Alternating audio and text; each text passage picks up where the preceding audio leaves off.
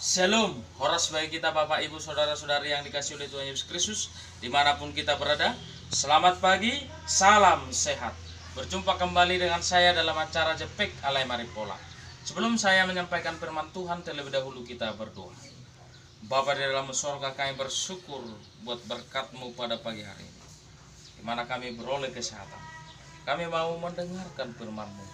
Berfirmanlah Engkau Tuhan, kami telah siap mendengarkannya. Di dalam nama-Nama Tuhan Yesus Kristus kami berdoa minta syukur karena kehendak-Mu yang terjadi. Amin. Bapak Ibu Saudara-saudari yang dikasihi oleh Tuhan Yesus Kristus, firman Tuhan yang ditetapkan untuk kita pada hari ini Rabu tanggal 8 September 2021 yang tertulis dalam Efesus pasal yang keempat ayat yang ke-32, demikian bunyi firman Tuhan. Tetapi hendaklah kamu ramah seorang terhadap yang lain, penuh kasih mesra dan saling mengampuni, sebagaimana Allah di dalam Kristus telah mengampuni kamu. Bapak Ibu Saudara-saudari yang dikasihi oleh Tuhan Yesus Kristus, yang pertama sikap ramah tamah. Sikap ramah tamah itu sangat diperlukan dalam kehidupan kita sehari-hari. Dalam tradisi orang Batak dikenal dengan nama partuturon, adat istiadat dengan memakai marga. Ada namanya dikatakan boru,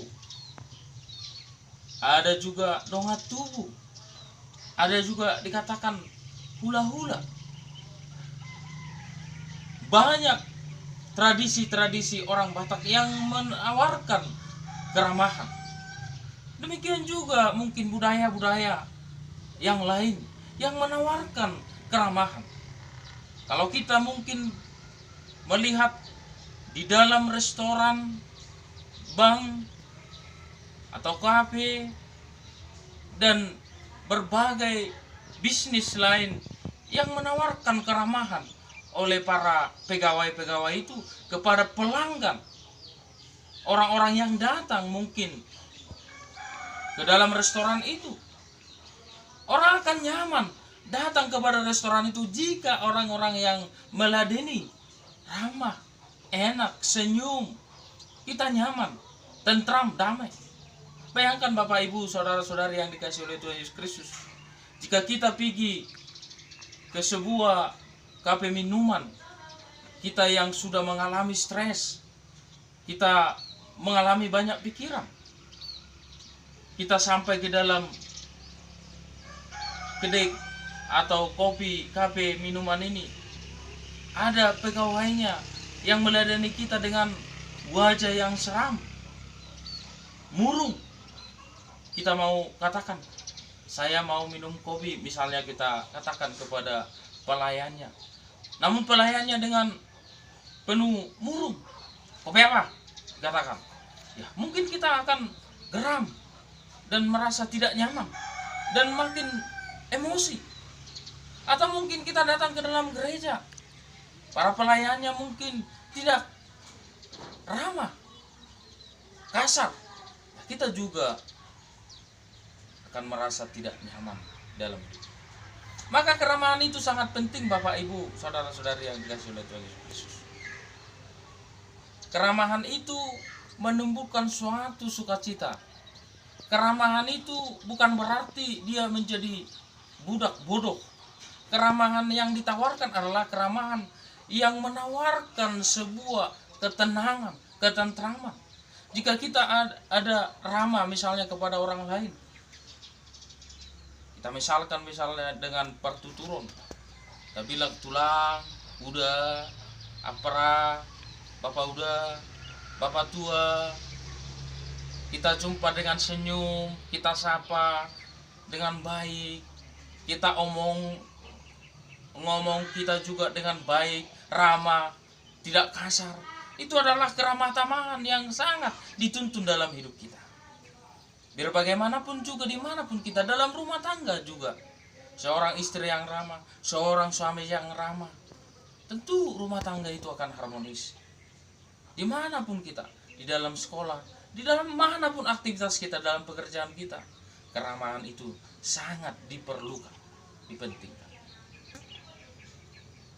Karena keramahan itu bukan dibeli, tetapi keramahan itu adalah sesuatu yang kita ekspresikan, kita tunjukkan dalam hidup kita dengan muka kita, face yang sangat membuat orang senang, dengan tertawa, dengan perkataan yang sopan, punya aturan, tidak gampang omongnya, tidak berantakan, tetapi dengan ramah.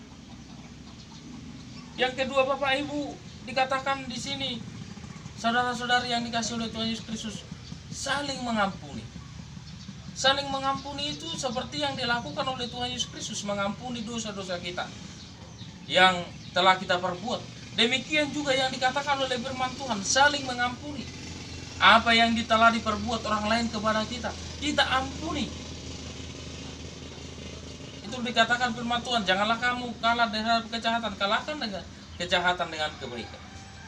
Kebaikan itu adalah bagaimana kita mengampuni orang lain, tidak membalaskan, tidak mendendam. Karena orang yang mendendam, orang yang membalaskan, upahnya tidak ada. Tetapi ketika kita mendoakan, ketika kita mengampuni, hidup kita terasa senang, tenang. Pikiran kita merasa tenang. Tetapi jika kita tidak mengampuni, jika hati kita dan pikiran kita selalu ingin melakukan pembalasan, mungkin yang terjadi adalah pikiran yang kotor, kita berdosa, dan itu tidak disukai oleh Tuhan. Untuk itu Bapak Ibu dikatakan, bagaimana Allah dan di dalam Kristus telah mengampuni kamu. Allah telah mengampuni kita melalui kematiannya di kayu salib, menebus dosa-dosa kita. Demikian juga halnya kita sebagai manusia meneladani Tuhan kita, mengampuni orang-orang yang telah berbuat jahat kepada kita, yang telah berbuat yang tidak baik bagi kita.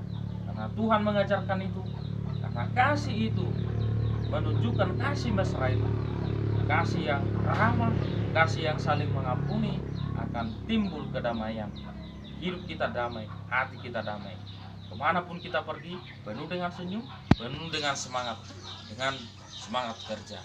Semoga Tuhan memberkati kita, Tuhan melindungi kita. Amin, kita berdoa. Bapa dalam surga, kami bersyukur buat firman-Mu yang telah kami dengarkan. Biarlah firman-Mu bertumbuh berakar dalam hidup kami, berbuah, supaya kami tetap ramah, punya kasih, saling mengampuni. Ampuni kami Tuhan dengan dosa-dosa kami. Di dalam nama-Nama Tuhan Yesus Kristus kami berdoa bersyukur. Kiranya kehendak-Mu yang terjadi. Amin. Paras.